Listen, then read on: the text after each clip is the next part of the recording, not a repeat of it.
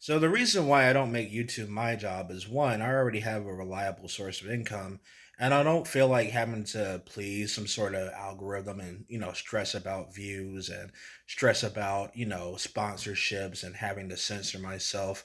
Like I can say words like fucking shit and other sort of words casually without having to worry about YouTube censoring my content because I don't rely on this platform, which is well known for screwing people over as a source of income. Most of my income comes from military related services and benefits and stuff like that. So I'm pretty much well off. I have a bunch of video games and books over here that I want to finish and read, and also I plan to marathon Yu Yu Hakusho, uh, Studio Ghibli films like Grave of the Fireflies, and later on I want to try and marathoning Adventure Time.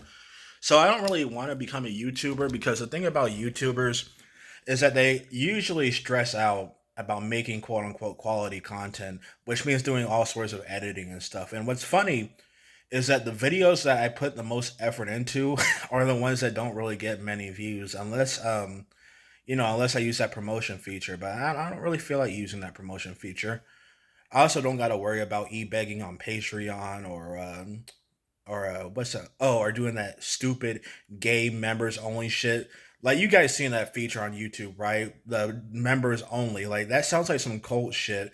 Become a member of this random YouTube channel in order to watch their certain videos. Like fuck off. No, I'm not paying money just to watch a YouTuber. Now there are plenty of YouTubers that I do like that are successful. Some call me Johnny. Um, a lot of educational videos revolving around biology, animals, and science. Those are cool. AVGN, I still like AVGN. I've been rewatching Nostalgia Critic. He's not that funny, but he's not that bad either. It's really funny how the Nostalgia Critic came out of all that Channel Awesome drama alive while everybody else sort of just sang with the ship. Besides that other guy taught in the shadows, but I don't give a shit about music critique. So yeah, that's why I don't make YouTube a living because I don't want to worry about having to appease some sort of bullcrap algorithm. I don't want to worry about putting effort into a video that barely anybody is going to see. I don't feel like sponsoring scam products to an audience because I have too much integrity. Like for example, I remember seeing this one YouTuber, White Light. He's one of those video game critics who make overly long videos. He has bad taste in games. He likes Ubisoft games, gross. Anyway, he did this video trash talking Spider Man 2, the video game. Now, Spider Man 2 has a lot of problems, but the irony is that this YouTube critic, this guy who pretty much tries to make a living whining and bitching about video games and pointing out quote unquote objective flaws, is someone who promotes Raid Shadow Legends. Like, that immediately made me not want to check out the guy's channel anymore. Because how are you going to be a game critic and then promote an awful game like Raid Shadow Legends, a low effort scam piece of garbage, not even really free type of video game? Like, fuck off. You know, like I don't mind YouTubers that do well, most YouTubers that do Patreon sponsorships.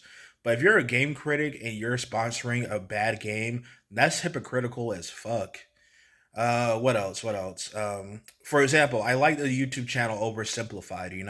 The joke is that it's simplified history, and there's a lot of jokes and there's a lot of effort put into them.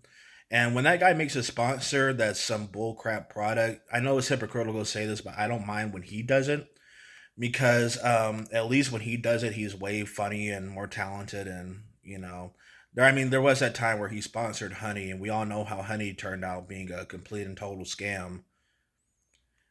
Anyway, yeah, that's all I gotta say. I already have a reliable source of income, rent, bills. That stuff's already taken care of. And the nice thing about not being a YouTuber is that you can actually enjoy things. You know, especially like one of my interests is game critique or game criticism. But at the end of the day, YouTube game critics are people who will never make a successful video game. And even though a lot of them claim to know about good game design and whatnot, they really don't. These people will never be successful in the industry. And the truth is that the industry doesn't really care what some random guy on YouTube says, no matter how many subscribers they got, no matter how big they are. I mean, it's really ironic and really funny seeing a YouTuber make an appearance in a video game like Gerard the Completionist. He made an appearance in the game Sea of Stars, an indie game. My favorite indie game's Cuphead, but anyway, Gerard made an appearance in Sea of Stars because hey, it's a YouTube game guy personality. Then he got patched out of Sea of Stars because Gerard had to make some very retarded financial decisions and borderline did charity fraud or some sort of drama like that. It doesn't really matter. It doesn't really concern me because I'm not the one on the you know in front of the firing squad. But that just goes to show that you should never ever put a YouTuber in your video game, no matter how much you like them, because a lot of YouTubers are irresponsible pricks. Like okay, maybe in like a chat or something like that, I'll give a YouTuber like $1 or something if I really like them and they're being genuinely entertaining. But for the most part, no, I'm not giving a YouTuber my fucking money. Like, get out of here. And even if I were to become like a big YouTube channel that somehow got a lot of views, like I'm actually kind of shocked this channel has 600 subscribers because here's the thing, I don't really put much effort into my content, and the videos I do put effort to into don't even really get that many views anyway. So the fact that I got 600 subscribers without even asking is honestly miraculous. But what I'm trying to say is that even if I did somehow become a big YouTuber, God forbid that actually happens because that's a lot of comments to reply to. But even if I did become like a big YouTuber or something like that, I wouldn't want to, sell out or e-beg or sponsor horrible scam products because I have this thing called integrity, and also because I already have a reliable source of income. Uh, so yeah, that's all I gotta say. A lot of famous YouTubers are shills. Some of them have the work, like oh my goodness, um, this YouTube animator. What was his name? Pringus something or whatever. A guy who makes video game animation parodies. That guy is a YouTuber, and worst of all, he's an artist YouTuber. And the people in the art industry, they got it rough, man. Like they got it. They're stressing. They're usually underpaid. But anyway, this guy Pringus McDingus, I think that's his YouTube name. I'm subscribed to him. I'm not gonna give him any money, but he made this post saying, oh, how he's all how this year has been, or how last year has been very very financially bad for him, for his mental health, and blah blah blah blah blah blah. And I'm like, yeah, that's what you get for becoming a YouTuber. I hope he gets better because he is one of those YouTubers that actually have talent. But at the same time, I just kind of don't feel too bad for him. I mean, I mean, like maybe is it just because I lack empathy or something like that? I don't think it's jealousy because there are YouTubers out there who I like that I'm not jealous of and are way bigger than this channel.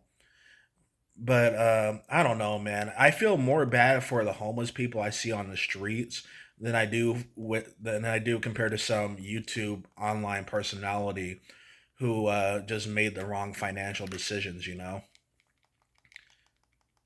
I mean, at least they still got a voice on a platform, unlike homeless Joe out on the streets right now. I mean, it's freaking January, it's winter. There's all sorts of Americans dealing with problems. I'm not one of them because I made decent or actually smart financial decisions with my life. Also, not a complete addict. So I'm doing pretty well. Not to the point where I gotta try to be a shell on YouTube.